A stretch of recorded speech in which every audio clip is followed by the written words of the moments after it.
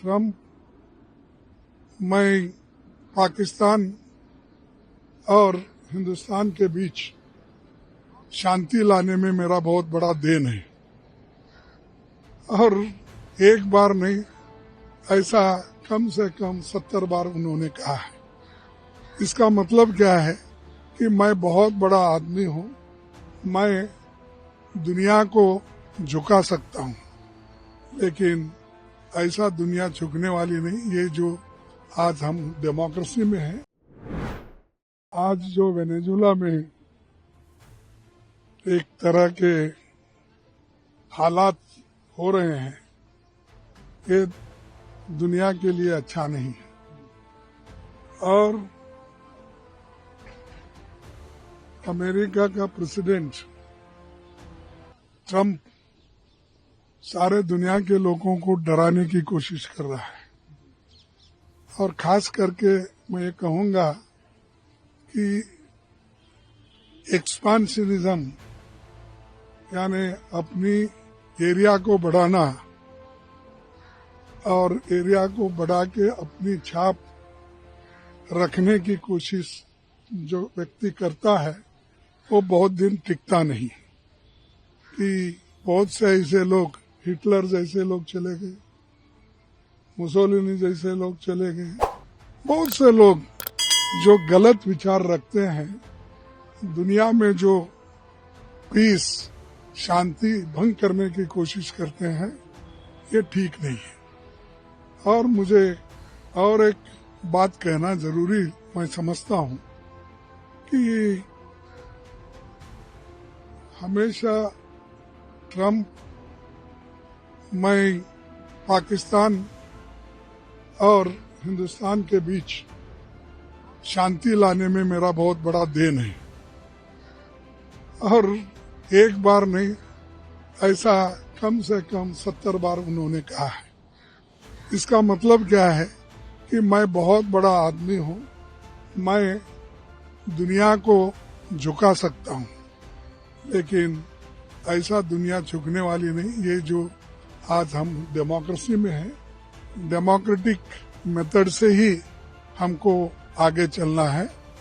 ये जरूरी है कि सब लोग ठीक ढंग से बर्ताव करें, किसी को डराना नहीं।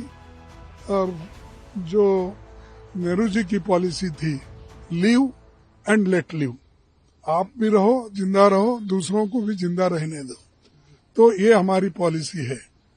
लेकिन आज मैं एक वीडियो सुना, उसमें ये कहा गया है, अगर किसी के पास है तो मुझे मालूम नहीं, तो उन्होंने, ये ट्रम्प ने कहा कि भारत के एम्बेसडर ने मेरे साथ मेरे पास आए और मिलके बात करे और उन्होंने कहा कि हम रसिया से तेल लेना कम कर दिए।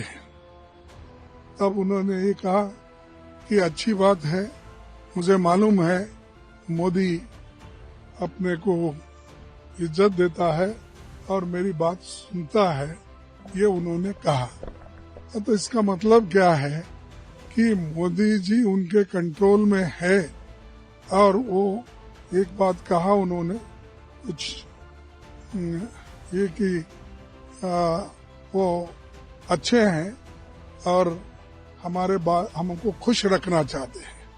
तो इसीलिए मुझे एक डायलॉग याद आती है कि कौन सा एक कर्म क्या कौन सा की, जिसमें बोला है मोगोम्बो खुश है,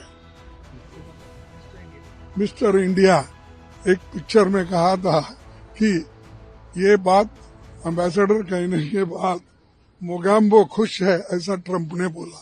अब इस तरह की अगर सोच रखने वाले लोग दुनिया में डराने की कोशिश करते हैं तो भारत झुकने वाला नहीं है।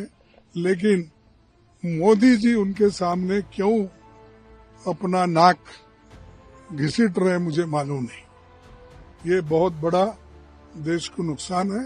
खड़े हो जाओ, सब लोग देश के लिए खड़े हैं, मजबूत है, लेकिन तुम झुकने की बात करते हो और वो कुछ भी कहता है तो आप मुंडी हिला दें। तो इसीलिए देश मुंडी हिलाने के लिए आप चुन के प्राइम मिनिस्टर नहीं भेजे। यहाँ पर आपको देश की रक्षा और स्वाभिमान गर्व के साथ बात करना चाहिए, ना कि मेरी बात सुन के उन्होंने आयल कम कर लिया, मेरी बात सुन के उन्होंने शांति लाई। ये सब क्या दर्शाता है? ये सब दर्शाता है कि भारत कमजोर है और जो भी हम कहते हैं वो करते हैं प्राइम मिनिस्टर, ये मैसेज जाता है।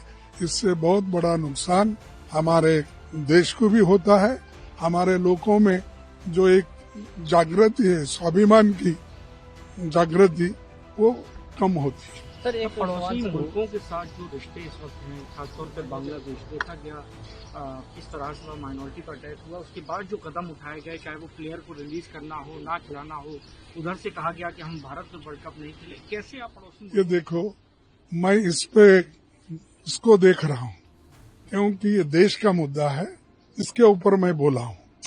ये खेल में कभी हाथ मिलाना, कभी नहीं खेलना, पहले भी ऐसी घटनाएं हुई है। हम पाकिस्तान में नहीं खेलेंगे, पाकिस्तान वाले हम इंडिया में नहीं खेलेंगे।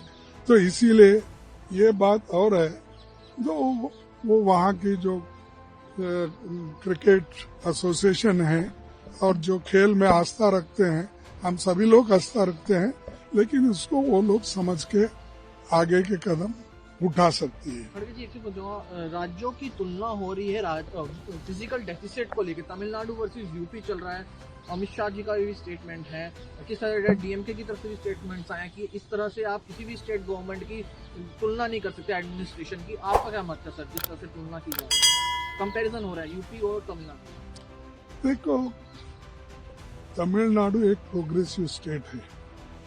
तमिलनाडु में हमेशा इन्वेस्टमेंट में आगे है, तमिलनाडु में एम्प्लॉयमेंट है। यहाँ योगी जी के पास क्या है? योगी जी तो बात पहले से ही करते आए हैं।